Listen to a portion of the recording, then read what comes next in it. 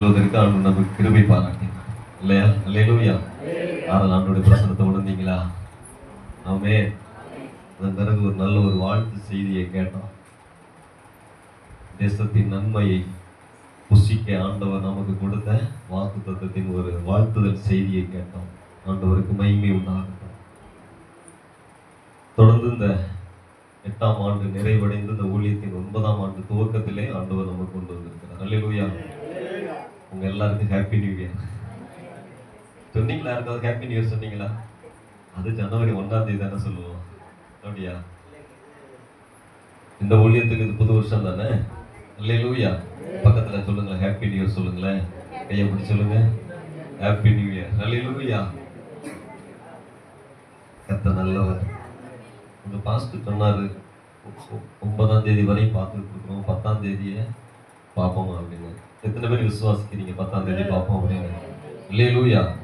அப்ப 12 மணிக்கு பிறகு முடிச்சா போதும், அப்படிதானே? 10ஆம் தேதி பார்க்கணும் இல்லையா? இங்கேயே பார்த்துட்டு போயிடுவோம். சரி, 10ஆம் தேதி நீங்க வீட்டுல பார்க்கலாம். இந்த 8 ஆண்டுகளும் ஆண்டவர் கூட இருந்து இந்த ஊழியத்தில் அநேக அற்புதங்களையும் அடையாளங்களையும் நடப்பித்து ஒரு கூட்டத்தை ஆண்டவர் இந்த இடத்துல கூட்டி சேர்த்திருக்கிறார். அவர் ஒருவனை அல்லவா அழைத்தார் இல்லையா?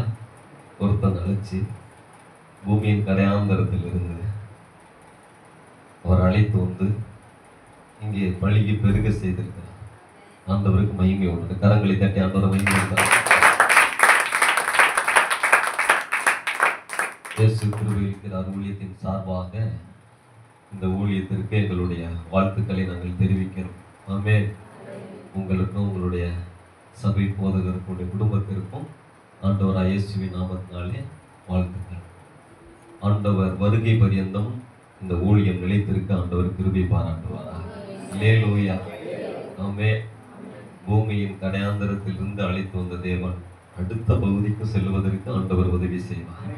இந்த ஊழியங்களை வளர்ந்து பெருக பண்ணுவார். கர்த்தருடைய வல்லமையுள்ள கரம் இந்த ஊழியத்தில் இருந்து மிகப்பெரிய காரியங்களை இன்னும் இன்னும் அதிகமாய் செய்து கொண்டே இருக்கிறதற்காக ஆண்டவருக்கு ஸ்தோத்திரம், மகிமை உண்டாகும். ஆமென். கர்த்தர்களை தொடர்ந்து நடத்துவார். நாம் இப்பொழுது சில நிமிடங்கள் ஆண்டவருடைய வார்த்தையை நாம் தியானித்து ஜெபித்து இந்த இடத்தை விட்டு கடந்து செல்லலாம். எடுத்தவர்கள் வாசிப்போம். ஏசாயா தீர்க்கதரிசன புஸ்தகம் 41ஆம் அதிகாரம். வேத புஸ்தகம் வச்சிருக்கு, எல்லாரும் எடுத்துங்க. ஏசாயா 41ஆம் அதிகாரம்.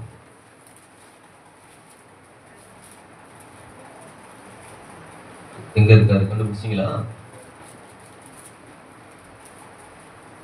10வது வசனம். சத்தமா எல்லாருக்கும் கேட்கும்படி ஒரு வாசிங்க பார்க்கலாம்.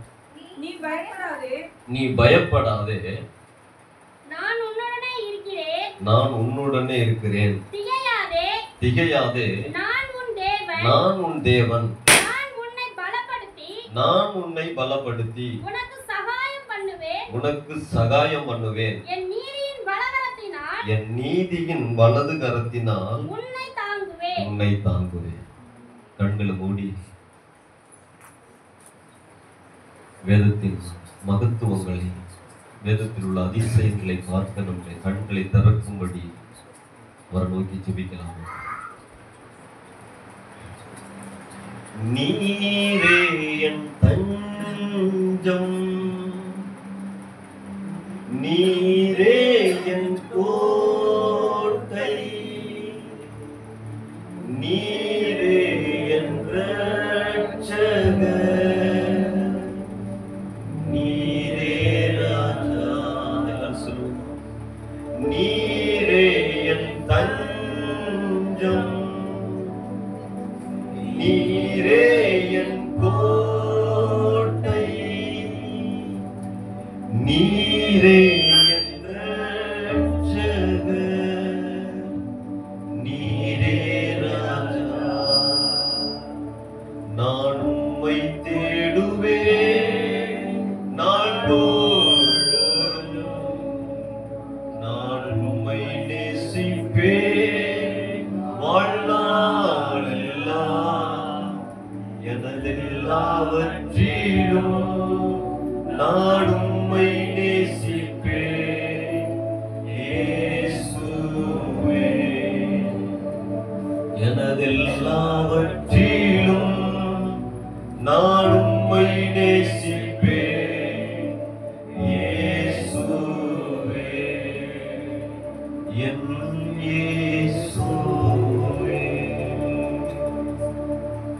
எங்களோடு கூட பேசும். உங்களுடைய வார்த்தையில் இருக்கிற மகத்துவங்களையும் அதிசயங்களை பார்க்கும்படியும் எங்கள் கண்களை திறந்த ஆசீர்வாதம் இயேசுவின் மூலம் பிதாவே. ஆமென். அல்லேலூயா, அல்லேலூயா. நம்முடைய ஜபங்களில அல்லது மற்றவர்களை நாம் தைரியப்படுத்துவதற்கு, திடப்படுத்துவதற்கு, நம்மை நாமே திடப்படுத்திக் கொள்வதற்கு, ஆண்டவரை நம்ம பக்கம் நமக்கு ஏதாவது கிடைக்கலன்னா கூட நீங்க இப்படியெல்லாம் சொன்னீங்களே ஆண்டவரே அப்படின்னு சொல்லி அடிக்கடி பயன்படுத்தக்கூடிய ஒரு வசனம் ஏசாயா 41:10. நீங்க பயப்படாதுன்னு சொன்னீங்களா ஆண்டவரே, என்னோடு கூட இருக்கிறேன்னு சொன்னீங்களா ஆண்டவரே. பாஸ்டர் சாமியில் அவங்க பேசிக்கும் போது சொன்னார், ஆண்டவர் நம்மோடு கூட இருக்கிறார் அப்படிங்கிற வார்த்தையை சொன்னார். அல்லேலூயா. நீங்க என்னோட இருக்கிறேன்னு சொன்னீங்களே, நான் உன் தேவன் சொன்னீங்களே, தாங்குவேன்னு சொன்னீங்களே, சகாயம் பண்ணுவேன்னு சொன்னீங்களே, இந்த வார்த்தையெல்லாம் சொல்லி சொல்லி நீங்க சொல்லிட்டீங்களே செய்யுங்க அப்படின்னு சொன்ன வார்த்தை மீறக்கூடாது அப்படிங்கிறதுக்காகவே நம்மளோட வார்த்தைகளை சொல்லிட்டோம். நிறைய நம்ம தியானிப்போம் அந்த வார்த்தை. பயப்படாதே அப்படிங்கிற வார்த்தை வேத புத்தகத்துல 365 முறைக்கும் குறைவில்லாம எழுதப்பட்டிருக்கு அப்படின்னு வேத வல்லுநர்கள் கண்டுபிடிச்சிருக்காங்க. 365க்கும் மேற்பட்ட இடங்கள்ல பயப்படாதே, பயப்படாதே, பயப்படாதே. இந்த பயப்படாதே அப்படிங்கிறத சார்ந்து வார்த்தைகள் இருக்கிறதா சொல்லியிருக்கிறாங்க. அப்படின்னு ஒரு வருஷத்துல 365 நாளும் ஆண்டவர் நம்மை பார்த்து பயப்படாதே அப்படிங்கிற. அல்லேலூயா. பயப்படாதே, பயப்படாதே, பயப்படாதே அப்படின்னு. ஏன்னா ஒரு மனிதனை கொடுமைப்படுத்துகிற ஒரு காரியம், கொடுமைப்படுத்துகிற காரியங்கள்ல ரொம்ப முக்கியமானது எது அப்படின்னா பயம். பலவிதமான காரியங்களை குறித்து பயம். சின்ன விஷயங்களிலிருந்து பெரிய விஷயம் வரைக்கும் பயம் எல்லா மனுஷனையும் என்ன செஞ்சிருக்கு, பிடிச்சிருக்கு. பயம் இல்லாத மனிதன் இல்லை, அல்லது பயப்படாத மனிதன் யாருமே இருந்திருக்க முடியாது அப்படிங்கிற அளவிற்கு இந்த பயம் எல்லாருடைய வாழ்க்கையிலும் போயிட்டு வந்திருக்கு. சிலருடைய வாழ்க்கையில உள்ள குடி இருக்கு, பயம் என்ன செஞ்சிருக்கு, உள்ள குடி இருக்கு, அது பயப்படாம இருக்கு. பயம் என்ன செய்யுது, பயப்படாம இருக்கு. ஆனா அவங்க எப்படி இருக்கிறாங்க, அவங்க பயந்துட்டு இருக்கிறாங்க.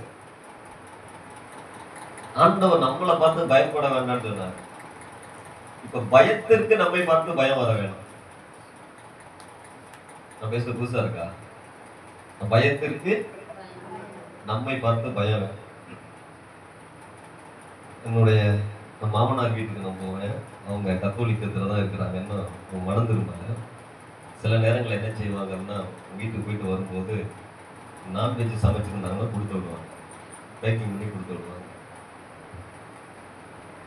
அவங்க கொடுத்து விடும்போது என்ன செய்வாங்க அப்படின்னா, அந்த பேக்கில் வந்து கறிக்கட்டை, அந்த ரூம் இருப்பாங்க, அதோட குச்சி, அதெல்லாம் உடைச்சு போட்டுருப்பாங்க. இதெல்லாம் செஞ்சு வச்சிருப்பாங்க உள்ள. அவங்க சில இடங்களில் வேப்பிலையும் போடுவாங்க. நான் சொல்லுவேன், இதெல்லாம் கொடுத்தீங்க அப்படின்னா எங்களுக்கு வேண்டாம் அப்படின்னு சொல்லிடுவேன். சரின்னு எடுத்துருவாங்க, எடுத்துட்டு பேக்கில் கொடுப்பாங்க. வீட்டுக்கு வந்து பார்த்தா உள்ள இருக்கும். அவங்களுக்கு பயம், எங்க நம்ம மகளையும் மருமகனையும் பேய் அண்டிருமோ அப்படின்னு ஒரு பயம். நான் அவங்கள்ட்ட சொல்லுவேன், நாங்கள் நைட் நேரத்துக்கு வரும்போது நாங்கள் வீட்டை விட்டு கிளம்பிட்டோம் அப்படின்னா, நான் வரலாம், நம்ம அங்கே நிற்க கூடாது, போயிடுவோம்னு சொல்லிட்டு அது போயிடும், நீங்கள் பயப்படாதீங்க ஓகே. இவன் வர்ற அந்த இடத்துல நம்ம இருக்கக்கூடாதுன்னு நினச்சிட்டு அது போயிடும், அது வழியில் இருக்காது, அதனால நீங்கள் பயப்படாதீங்க அப்படின்னு சொல்றது. இருந்தாலும் பயம் உங்களை விட்டு என்ன செய்ய மாட்டேங்குது, போக மாட்டேங்குது. ஏன்னா மனிதனோடு பிணைந்து இருக்கு. பெரும்பாலும் பிசாசுகளை குறித்ததான பயம்தான் மனிதனை அதிகமாக பிடிக்கும். சிலருக்கு வியாதிகளை குறித்த பயம், எதிர்காலத்தை குறித்த பயம், எதிரான மக்களை குறித்த பயம், ஜனங்களை குறித்த பயம், சத்துருக்களை குறித்த, விரோதிக்கிறவர்களை குறித்த பயம், பிள்ளைகளுடைய எதிர்காலங்களை குறித்த பயம், பல விதங்களில் இருக்கும். ஊழியத்தை வல்லமே செய்த ஒரு அம்மையார் அவர்களுடைய வார்த்தை எப்படி இருக்கு, பிசாசுகளை குறித்த பயம் பிசாசுகளிடமிருந்தே வருகிறது அப்படின்னு சொல்றாங்க. பிசாசு குறித்த பயம் பிசாசுகிட்டே இருந்து தான் வருது அப்படின்னு சொல்றாங்க. ஆனா ஆண்டவர் என்ன சொல்றாருன்னா, நீ பயப்படாது. நான் அந்த வசனத்தை அடிக்கடி சிந்திக்கிறது உண்டு. இன்னைக்கு காலையிலிருந்து இந்த வசனத்தை தான் திரும்ப திரும்ப சிந்திச்சுட்டே இருந்தேன். இதற்கு முன்னாடி நான் சிந்தித்ததற்கும் இன்று காலையில சிந்தித்ததற்கும் எனக்கு அதனுடைய சுவாரஸ்யங்கள் அதிகமா இருந்துச்சு. நான் அதை வருஷப்படுத்தி பார்த்தேன்.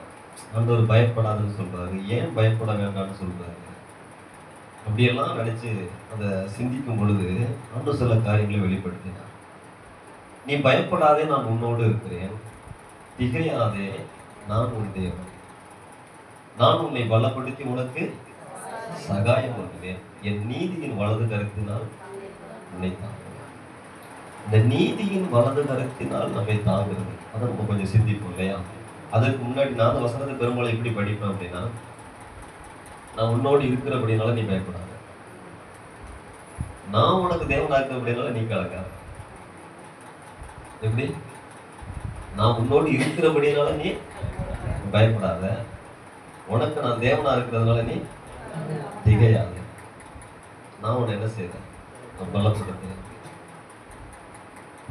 இந்த வசனத்தை நம்ம வருஷப்படுத்தி படிப்போம். சொல்றாரு, நான் உன்னோடு இருக்கிறேன், நீ பயப்படாதுன்னு சொல்றாரு. திகையாதே, நான் உன் தேவன்கிறாரு. ஏன் நம்மளை பயப்பட வேண்டாம்னு சொல்றாரு? ஏன் திகைக்க வேண்டாம் அப்படிங்கிறாரு? நம்மோடு இருக்கிறேன், நான் உனக்கு தேவனாலும் சொல்றாரு. ஆனா ஏன் பயப்பட வேண்டாங்கிறாரு? பொதுவா பயப்பட வேண்டாம்னு எப்ப சொல்லுவோம்?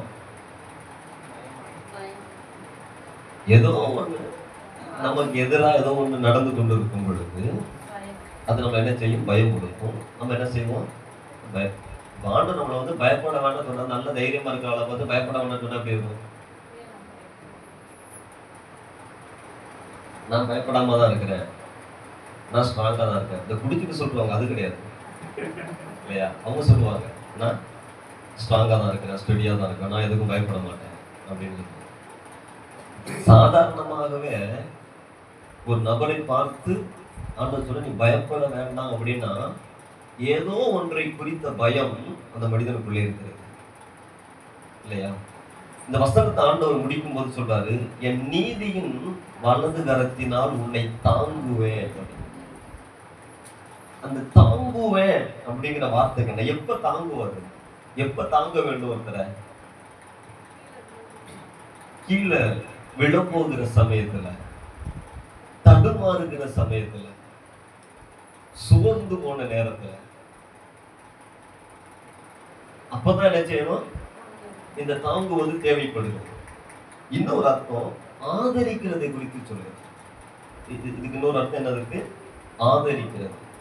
உனக்கு யாருமே இல்லை, நீ தனிமைப்படுத்தப்பட்டிருக்கிற, நீ தனியா நிக்கிற. அவன் பாஸ்டர் சொன்னார் இல்லையா, நான் ஒரு ஆளு தான் இருந்தேன், நான் இருக்கிறேனா இல்லையாங்கிறத பாக்குறதுக்கு கூட அந்த மாதிரியான நேரங்கள் சொன்னாரு, என் நீதியின் வலது கரத்தினால் உன்னை தாங்குவேன். அப்ப ஏன் அதை செய்தார் அப்படின்னா, நான் உனக்கு தேவனா இருக்கிறேன், நான் உனக்கு தேவனா இருக்கிறேன். நீங்க மேல உள்ள வசனத்தை வாசிங்க, 9வது வசனத்தை. பூமியின் கடையாந்தரங்களில் இருந்து உன்னை எடுத்து அதன் எல்லைகளிலிருந்து உன்னை அழைத்து வந்து, நீ என் தாசன், நான் உன்னை தெரிந்து கொண்டேன், நான் உன்னை வெறுத்து விடவில்லை. பூமியின் கடையாந்தரத்திலிருந்து, கடைசியிலிருந்து, அதன் எல்லையிலிருந்து நான் உன்னை என்ன செஞ்சிருக்கிறேன்? எடுத்துட்டு வந்திருக்கிறேன். நான் உனக்கு தேவனா இருக்கிறேன். நான் உனக்கு தேவனா இருக்கிறபடினால உன் கூடவே நான் இருக்கிறேன். அல்லேலூயா, அல்லேலூயா. என்ன உறவா இருந்தாலும் சில நேரங்களில அந்த உறவுகள் எப்பொழுதும் கூட இருக்கிறதே கிடையாது. நீ கவலைப்படாதவன் கூட நான் இருக்கிறேன், நான் பார்த்துக்கிறேன் அப்படின்னு சொல்லுவாங்க. நிறைய நேரங்கள்ல அவங்கள நம்ம பார்க்க வேண்டியது இருக்கும். நான் உனக்கு ஹெல்ப் பண்ணுவேன், நான் உனக்கு எல்லா உதவியும் செய்யறேன், நீ தைரியமா இரு அப்படின்னு சொல்லுவாங்க. நம்ம தேடி போய் ஹெல்ப் பண்ண வேண்டிய சூழ்நிலைகள் அவங்க இருப்பாங்க. நீங்க சொல்றாரு, நான் உனக்கு தேவனா இருக்கிறேன், நான் உனக்கு தேவனா இருக்கிறதுனால உன் கூடவே நான் இருக்கிறேன், நீ எதுக்கும் பயப்படாத. அல்லேலூயா. அவர் நமக்கு தேவன், அவர் நம்முடைய தெய்வம். நம்மை பூமியின் கடையாந்தரத்திலிருந்தும் எல்லைகளில் இருந்தும் நம்மை எடுத்து வந்திருக்கிறார். நமக்கு அவரே தேவனாக இருக்கிறார், அவர் நம் கூடவே இருக்கிறார். இப்ப தேவனா இருக்கிறாரு, அப்படியே விட்டுட்டு போகல, திரும்ப என்ன செய்யறாருன்னா கூடவே இருக்கிறார். ஏன் அவர் நம்ம கூடவே இருக்கிறார்? ஏன் நம்ம கூடவே இருக்கிறாரு? எத்தனை பேர் நம்புறீங்க ஆண்டவர் கூடவே இருக்கிறாரு? ஏன் கூட இருக்கிறாரு?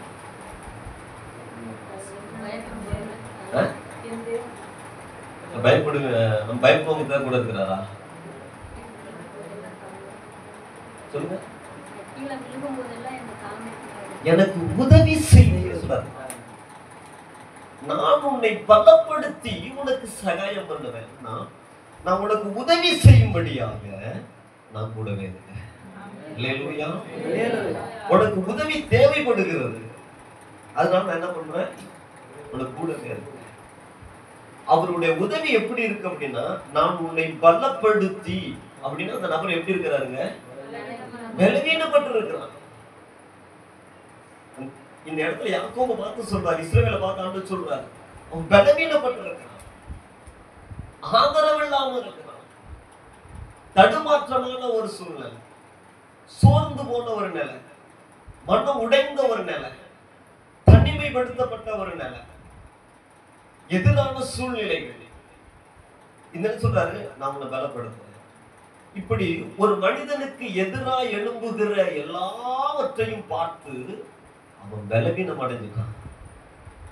நீங்க அடுத்தடுத்த வசனங்கள்ல வாசிங்க, நான் சொல்றது மட்டும் 11 வசனத்தை பாருங்க. இதோ உன்மேல் எரிச்சலாய் இருக்கிறவர்கள் அப்புறம் யாவரும் வெட்கி லட்சை அடைவார்கள். கவனிங்க, ஆண்டவர் பயப்படாதுன்னு சொல்லும் போது அவனுக்கு முன்னாடி இருந்த கூட்டம் எல்லாம் எப்படி இருந்துச்சு? உன்மேல் எரிச்சலாய் இருக்கிறவர்கள், அடுத்து உன்னோடு வழக்காடுகிறவர்கள் நாசமாகி ஒன்றுமில்லாமல் போவார்கள். அது போகட்டும், அடுத்து பாருங்க. உன்னோடு போராடினவர்கள், உன்னோடு யுத்தம் பண்ணினவர்கள். 15 வசனத்துல பாத்தீங்க அப்படின்னா, மலைகளும் குன்றுகளுமாக அங்க ஒரு எதிரான நிலை சொல்லப்பட்டிருக்கும்.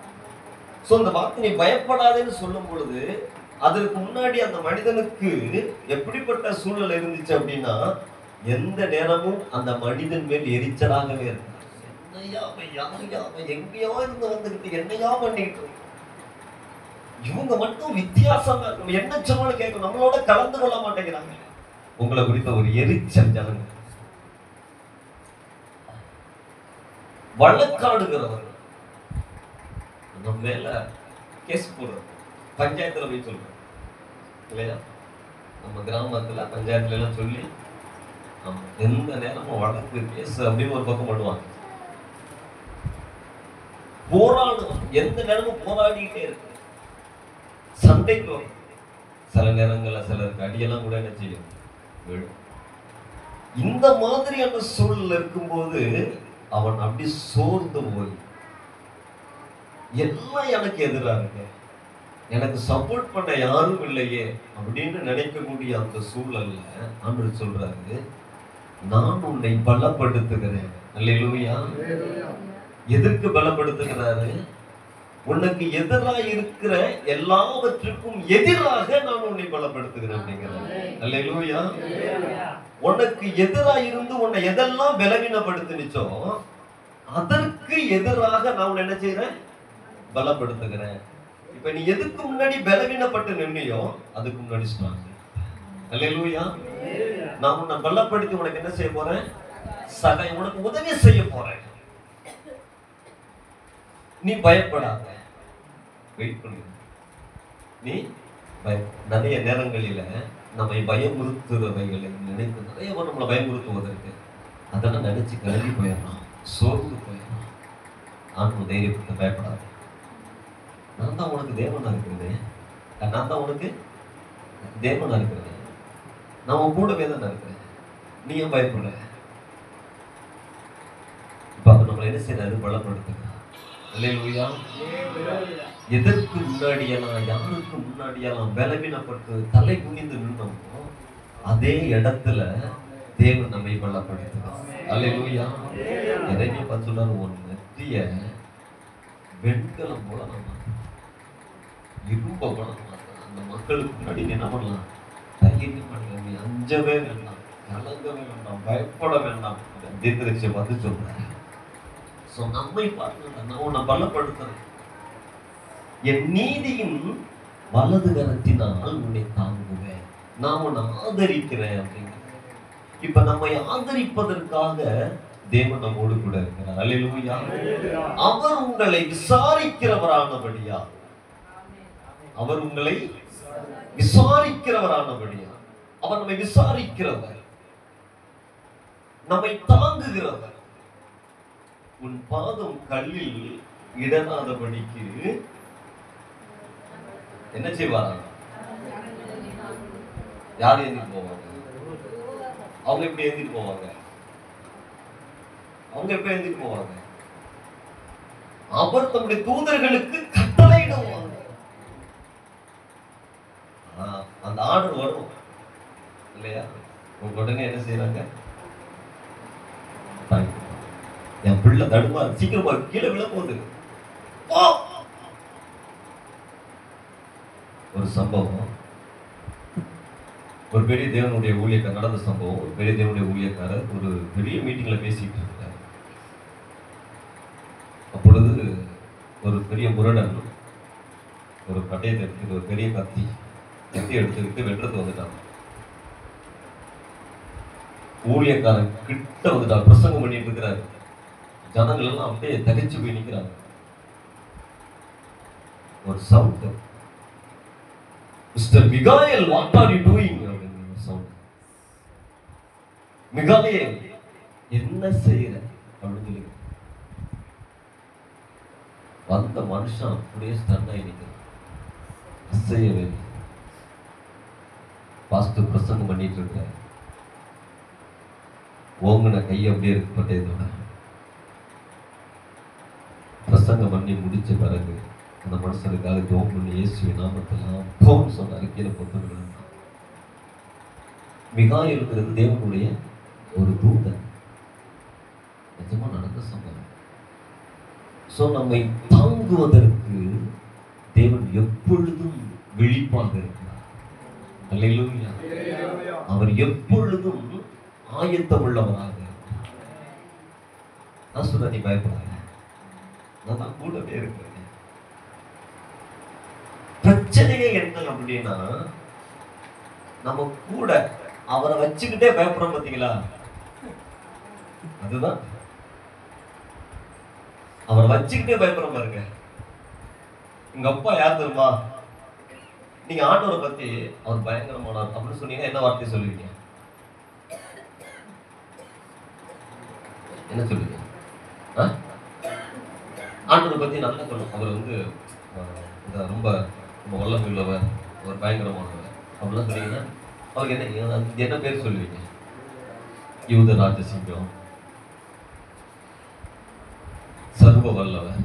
அதான் எல்லா வல்லமையும் அவருக்கு இருக்கு. உங்க அப்பா யார் தெரியுமா? அவர் சர்வ வல்லவர், சகல அதிகாரமும் அவருக்கு இருக்கு. அவர் என் கூடவே வர்றாரு, என் கூட தான் வர்றாரு. ஆனா என்ன செய்யணும்? அவரை கூட வச்சுக்கிட்டே நம்ம என்ன செய்யணும்? பயப்படணும். எங்க அப்பா சர்வ வல்லவர், எங்க அப்பா பிசாசு இருக்கு, எங்க அப்பா சர்வ வல்லவர். பயந்து நடிங்க, எங்க அப்பா சர்வ வல்லவர். இது ஆண்டவரை அவமதிக்கிற காரியம் இல்லை, ஆண்டவரை அவமதிக்கிற. அப்ப நான் உன் கூட இருந்தனா நீ ஏன் பயப்படுற? நீ சொல்றாரு, உன் மேல எரிச்சலா இருக்கிறவங்க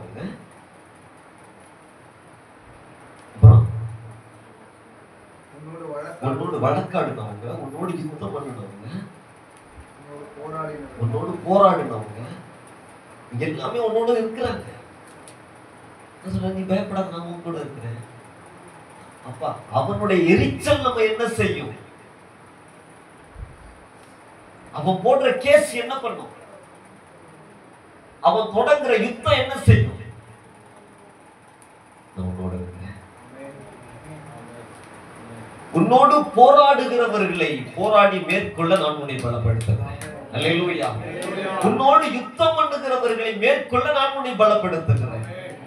உன் மேல எரிச்சலா இருக்கிற எரிச்சலை அடக்குவதற்கு நான் உன்னை பலப்படுத்துகிறேன். உன்னோடு வழக்காடுகிறவர்களுடைய வழக்காடுதலை உன் பக்கம் சாதகம் உனக்கு சாதகமாக திருப்ப நான் உன்னை பலப்படுத்துகிறேன். அல்லேலூயா, அல்லேலூயா. இதான் நம்ம ஆண்டவர் சொல்றாரு.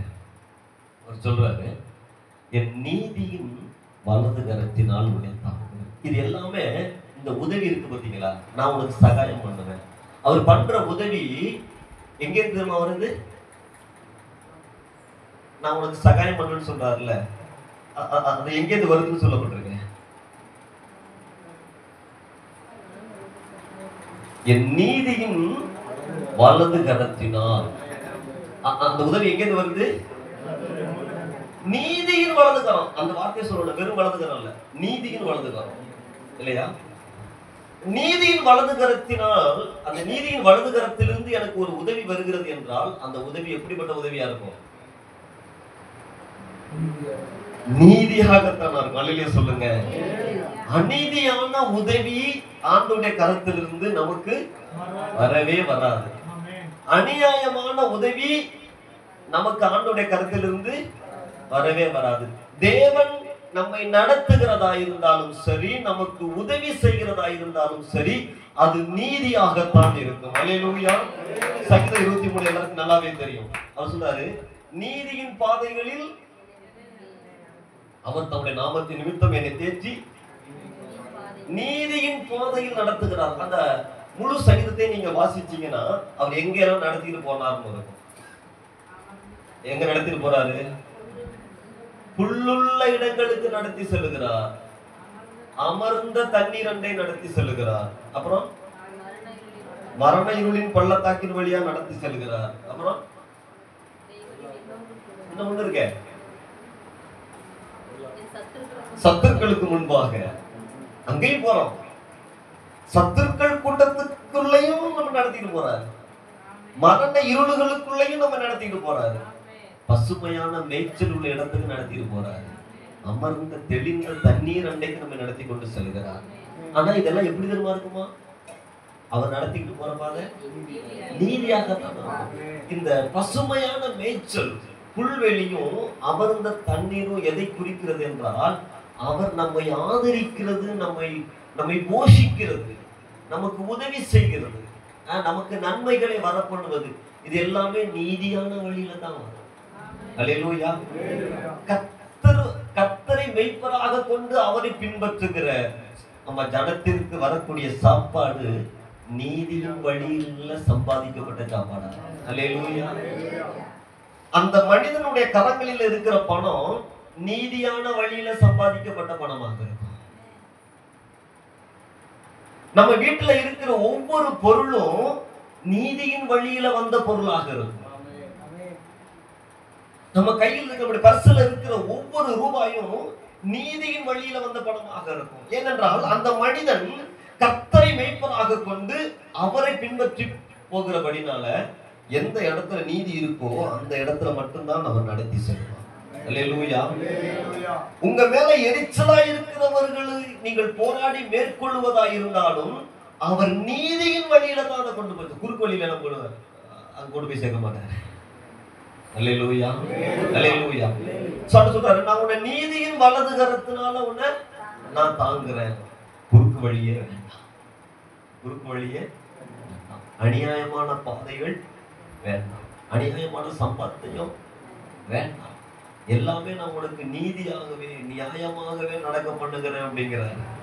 நிறைய நேரம் நம்ம தான் என்ன செய்யணும்னா அவசரப்பட்டு நீதியின் பாதையில சில நேரம் போகும்போது கிடைக்குமா கிடைக்காதா தாமதமாகுமோ அப்படின்னு நினைச்சிட்டு குறுக்கு வழியில ஓடுறோம்.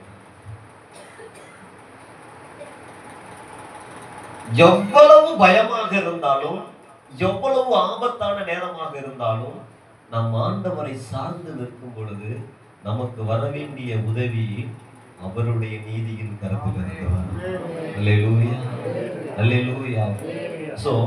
அவர் தம்முடைய பிள்ளைகளை ஒருபோதும் அநியாயமான முறையில் ஆதரிக்கவே மாட்டார். அநியாயமான முறையில ஆதரிக்கவே மாட்டார். நீதியின் பாதைகளில தான் நடத்தி செல்வார். அவர் அநீதி என்ன பண்ண மாட்டார், சகித்துக் கொள்ள மாட்டார். அநியாயம் தர பண்ண மாட்டாரு, சகித்துக் கொள்ள மாட்டார். பாவம் அவரிடத்துல சேருவதில்லை. அவரால் எல்லாவற்றையும் செய்ய முடியும். அவர் சர்வ வல்லமையுள்ள தேவன். உங்களுக்கு எதிராக வழக்காடுகிறார்களா? உங்களுக்கு எதிராக யுத்தம் பண்ணுகிறார்கள். அவர் நமக்காக வழக்காடுகிறார். அல்லேலூயா. அவர் வழக்காடுதல் நேர்மையாக இருக்கும். ஆமென். பொதுவா வக்கீல்கிட்ட உண்மையெல்லாம் சொல்லியிருக்கணும்னு சொல்லுவாங்க. அதாவது அவங்க அந்த பார்ட்டிக்காரங்க என்ன பண்ண, வக்கீல்கிட்ட இவங்க வக்கீல்கிட்ட உண்மையை சொல்லிடணும். ஆனா வக்கீல் நீதிபதி உண்மையை சொல்ல மாட்டார். புரியுதா? நம்ம ஒரு கேஸ் போடணும், ஒருத்த மேல கேஸ் போடணும்னா பிரச்சனை, அதாவது குற்றம் நம்ம மேல இருக்கோ இல்லையோ, எல்லா உண்மையும் என்ன பண்ண வக்கீல்கிட்ட எந்த உண்மையையும் எதையும் மறைக்காம உண்மையை அப்படியே சொல்லிடணும். ஆனா வக்கீல் என்ன பண்ணுவாரு, நீதிபதி உண்மையை சொல்ல மாட்டாரு. நீதிபதிக்கு அவர் உண்மையை சொல்லிட்டாருன்னா கேஸ் நம்ம பக்கம் ஜெயிக்காது. நம்முடைய ஆண்டவர் அப்படி இல்லைங்க. இந்த உலக வக்கீல் உண்மையை சொல்லி பொய் சொல்லி நம்ம காப்பாற்றினாலும் காப்பாற்ற முடியாவிட்டாலும் தேவன் உண்மையை சொல்லியே நம்ம காப்பாற்றுவார். இந்த உலகத்துல வழக்காடுகிறவர்கள் பொய் சொல்லி, பொய்யை உண்மையா சொல்லி, நம்ம சில பேரு பொய்ய உண்மையா சொல்லுவாங்க, பொய்ய உண்மையா போய் சொல்லிடுவாங்க. அந்த மாதிரி பொய்ய சொல்லி கூட நம்மை காப்பாற்ற முடியாமல் போகலாம். ஆனா நம்முடைய ஆண்டவர் உண்மையை சொல்லி கூட நம்மை காப்பாற்ற முடியும். அல்லேலூயா. ஒருவேளை நம்மிடம் தவறு இருந்தால் அந்த தவறை சொல்லி கூட நம்மை காப்பாற்ற முடியும் ஆண்டவரால். அல்லேலூயா. என் நீதியின் வலது கரத்தினால் நான் உன்னை ஆதரிப்பேன் அப்படிங்கிறார். இந்த தாங்குங்கிறதுக்கு இன்னும் ஒரு அர்த்தம், நிலை நிறுத்துதல். அல்லேலூயா. நான் உன்னை நில நிறுத்துறேன். என் நீதியின் வலது கரத்தினால நான் உன்னை இந்த இடத்துல நான் உன்னை நிறுத்தி வச்சிருக்கிறேன்னா என் நீதியினால, நேர்மையாக நியாயமாக நான் உன்னை என்ன பண்றேன், நில நிறுத்துறேன் அப்படிங்கிற. இந்த உலகத்துல இந்த உலக காரியங்கள் மற்றவைகள் நம்மை தடுமாற பண்ணலாம். ஐயோ விழுந்துருவோமோ அப்படின்னு நம்ம நினைக்கலாம். ஆனா சொல்றாரு, நான் உன்னை நில நிறுத்துறேன், நீ பயப்பட. அல்லேலூயா. உன்னை அழிப்பதற்கு, உன்னை இல்லாமல் போக பண்ணுவதற்கு, உன்னை உன்னுடைய சொந்த தேசத்திலிருந்து, உன்னுடைய சொந்த சுதந்திரத்திலிருந்து உன்னை துரத்தி அடிப்பதற்கு திட்டம் தீட்டப்படலாம். ஆனா அவர் சொல்றாரு, நான் உன்னை நிலைநிறுத்துறேன். அல்லேலூயா. நான் உன்னை நிலைநிறுத்துறேன். ஆண்டவர் ஒரு மனுஷனை நிறுத்திட்டாரு அப்படின்னா அவனை யார் அசைக்க முடியும்? அல்லேலூயா. ஆண்டவர் ஒரு மனிதனை ஒரு இடத்திலே நிலை நிறுத்தி விட்டார் என்றால் அந்த மனிதனை யார் அசைக்க முடியும்? அந்த மனிதனை யார் அப்புறப்படுத்த முடியும்? சொல்றார், நான் உன்னை நிலை நிறுத்துகிறேன். இந்த இடத்துல நான் உன்னை நிலைநிறுத்தி வச்சிருக்கிறேன். அல்லேலூயா. அல்லேலூயா. வானமும் பூமியும் ஒளிந்து போனாலும் என் வார்த்தை நிறைவேறுகிற வரைக்கும் என்ன செய்யாது, ஒளிந்து போகாது. ஏனென்றால் அவருடைய வார்த்தை, அவருடைய வாயிலிருந்து வெளிவந்த வார்த்தை, அது நிறைவேறாமல் ஒருபோதும் வந்து ரிட்டர்ன் போகவே போகாது. அல்லேலூயா. யாக்கோபுக்கு சொல்லும் போது ஆண்டவர் சொல்றாரு, நான் உனக்கு சொன்னதை செய்யும் அளவும் சன்மானெல்லாம் தெரியுதுதான். சொல்றாரு, நான் உனக்கு சொன்னதை செய்யற வரைக்கும் உன் கையை நான் என்ன பண்ண மாட்டேன், விட மாட்டேன். இப்ப செஞ்ச பிறகு விட்டுருவாரா? விட மாட்டாரு. அல்லேலூயா. எப்பொழுது நம் கையை அவர் பிடித்தார், அந்த கையை ஒருபோதும் அவர் விடவே மாட்டார். அல்லேலூயா. ஐயா உடன்படிக்கை பிடித்து அழகா சொன்னாங்க, அவர் நம்மோடு ரத்த உடன்படிக்கை செய்திருக்கிறார், அதை முறிச்சு விடவே மாட்டார். அல்லேலூயா. நம்மை பரலோகத்துல கொண்டு போய் சேர்க்கிற வரைக்கும் அவருடைய உடன்படிக்கை ஒருபோது மாறவே மாறாது. அல்லேலூயா. இது வரைக்கும் உங்களை பயமுறுத்தி கொண்டிருந்த எல்லாவற்றையும் பார்த்து சொல்லுங்க, நீதியின் வலது கரம் எனக்கு இருக்கு. அல்லேலூயா. அல்லேலூயா. உங்களுக்கு எதிராக எழும்பி இருக்கிற எல்லாவற்றையும் பார்த்து சொல்லுங்க, நீதியின் வலது கரம் எனக்கு இருக்கு. அந்த வலது கரம் என்ன தூக்கி என்ன செஞ்சிருக்கு, நிலை நிறுத்தி வச்சிருக்கு. அல்லேலூயா. கரங்களை தட்டி ஆண்டவரை மகிமைப்படுத்தலாமா? ஒரு நீதியின் வலது கரம் என்னை நிலை நிறுத்தி வைத்திருக்கிறது.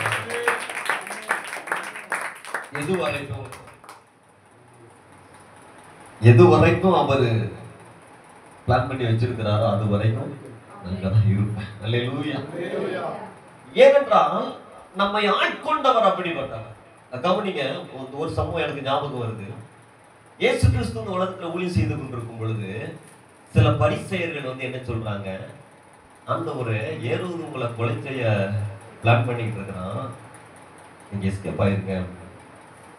அப்படி ஏரோது உங்களை கொலை செய்யறதுக்கு பிளான் பண்ணிட்டு இருக்கிறான், நீங்க என்ன செஞ்சிருங்க, ஆமா இந்த ஊரை விட்டு காலி பண்ணி போயிருங்க. இயேசு என்ன சொல்லியிருப்பாரு, இன்னைக்கு நாளைக்கு நாலு மறுநாள், இன்னும் 3 நாள் நான் இங்க பிசாசுகளெல்லாம் துரத்த வேண்டியிருக்கு, வியாதிஸ்ல குணமாக்க வேண்டியிருக்கு, இங்க இதை யாரும் கொலை செய்ய முடியாதுன்னு அந்த நரிகிட்ட போய் சொல்றாங்க.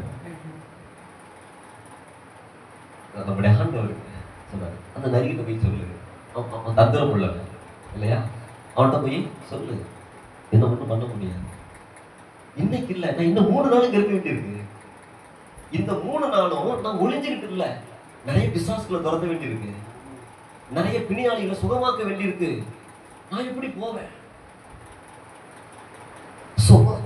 தேவன் ஒரு மனிதனை பிடிக்கும் பொழுது, அவருக்காக பிடிக்கும் பொழுது, அவருக்காக பயன்படுத்த நினைக்கும் பொழுது, அந்த மனிதனை அந்த இடத்தை விட்டு அப்புறப்படுத்தவே முடியாது. அல்லேலூயா. அல்லேலூயா.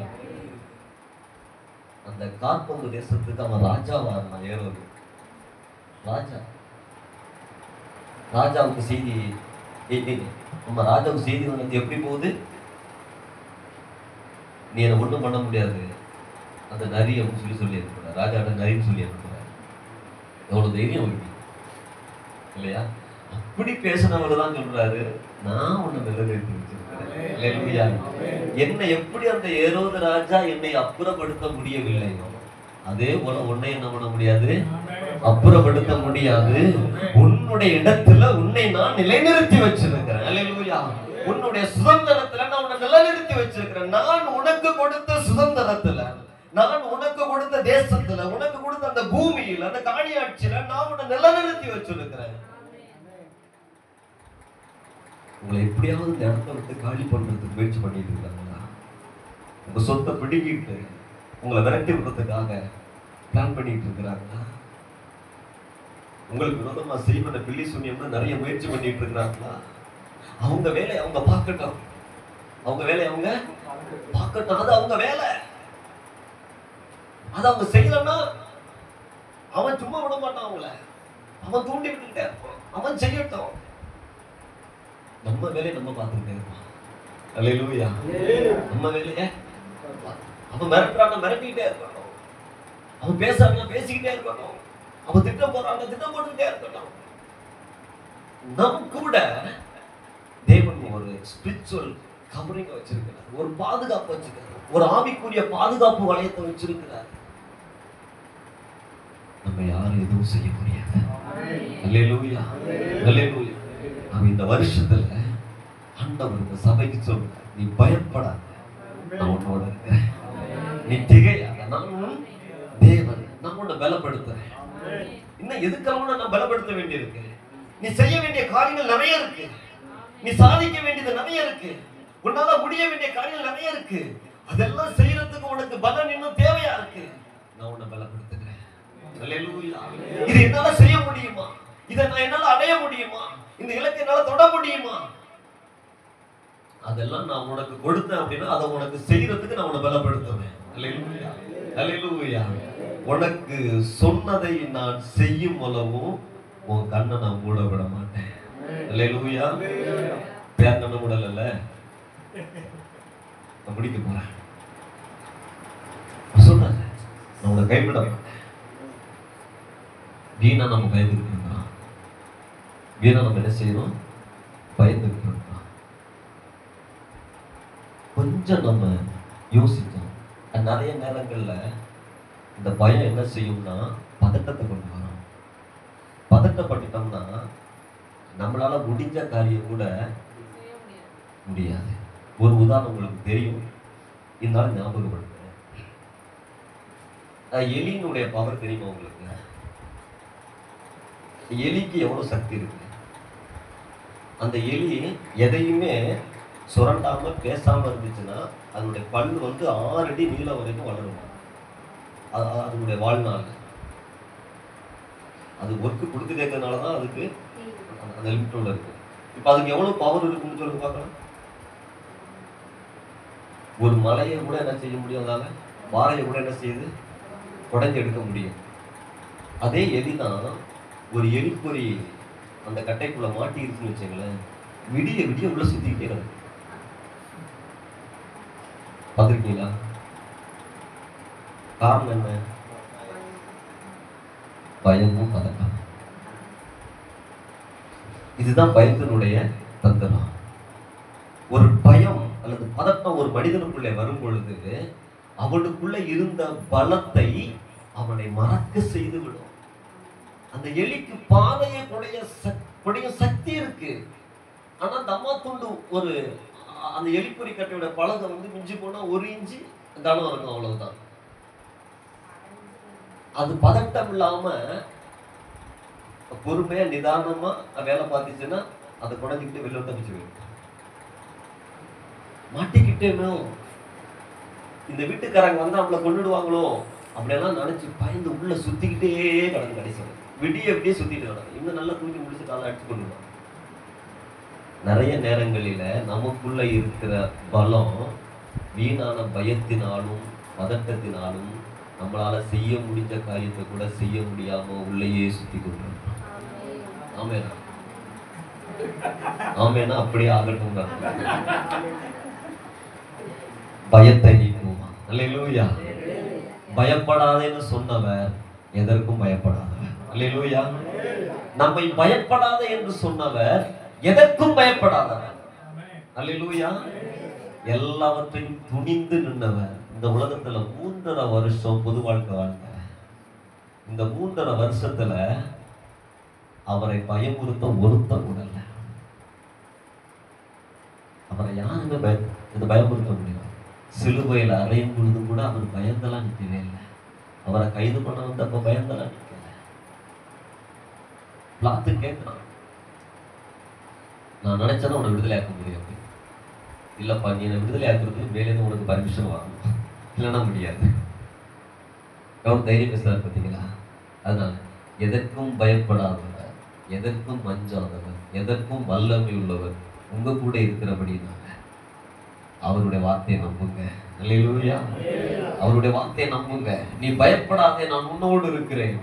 திகையாதே, நான் உன் தேவன். நான் உன்னை பலப்படுத்தி உனக்கு சகாயம் பண்ணுவேன். என் நீதியின் வலது கரத்தினால் உன்னை தாங்குவேன். எத்தனை பேரு கர்த்தரை நம்பி என் இருதயம் திடனா இருக்குன்னு சொல்றீங்க? அல்லேலூயா. கடைசி அந்த வசனத்தை எல்லாரும் சேர்ந்து வாசிப்போமா? எல்லாரும் சேர்ந்து ஒரே மாதிரி வாசிக்க பார்க்கலாம். ரெடி? 1 2 3. நீ பயப்படாதே, நான் உன்னோடு கூட இருக்கிறேன். திகையாதே, நான் உன் தேவன். நான் உன்னை பலப்படுத்தி நான் உனக்கு சகாயம் பண்ணுவேன். என் நீதியின் வலது கரத்தினால் உன்னை தாங்குவேன். இது யாரு சொன்னது? ஆண்டவர் சொன்னார். சரி, நம்ம சொன்ன எப்படி சொல்லலாம்? நான் பயப்பட மாட்டேன், நீர் என்னோடு இருக்கிறீர். நான் திகைய மாட்டேன், நீர் என் தேவன். நீர் என்னை பலப்படுத்தி எனக்கு சகாயம் பண்ணுவேன். நீர் உமது வலது கரத்தில், நீதியின் வலது கரத்தினால் என்னை தாங்குவேன். நம்ம எல்லாரும் எழுந்து ஜெபம் பண்ணுவோமா? ஹல்லேலூயா. நன்றி இயேசுவே, நன்றி நன்றி ஆண்டவரே. ஹல்லேலூயா ஹல்லேலூயா ஹல்லேலூயா. சர்வ வல்லமையுள்ள தேவன் நம்மோடு கூட இருக்கிறார். சொல்றாரு, நான் உன்னை பலப்படுத்துவேன், நான் உன்னை ஆதரிப்பேன், நான் உன்னை தாங்குவேன், நான் உன்னை நிலைநிறுத்துவேன். நீ பயப்படாத, நீ